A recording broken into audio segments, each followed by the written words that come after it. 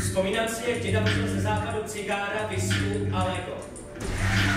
Vzpomínám si, jak jsem se staral o cestu.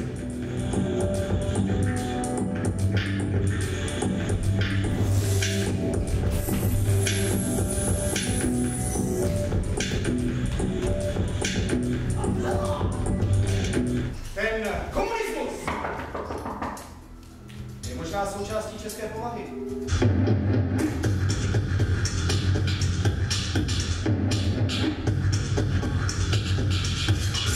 Já jsem moc nečetl, doma jsme se o tom vůbec nebavili a ve škole jsem to úplně přeskočil. Si pamatuju, že tady to bylo takový bezvůně, když to tam všechno nádherně vonělo. Já jsem kvůli odměny zaujata historické hodnocení.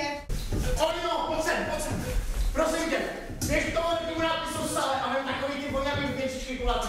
Já povím, že pro ty růžový rychle, jo, sejdeme se u trojky. Olino, pojď sem, kaž mi na to kulatý, to jsou dokurty. Když jsem zjistila, že je uvedený v cibulkových seznamech jako agent STB. Tak dědek byl komunista a druhý dědek STBák. Pošpatala jsem se. Napsal jsem: Dobrý den, obracím se na vás s žádostí o pomoc při dohledání údajů o mém dědovi.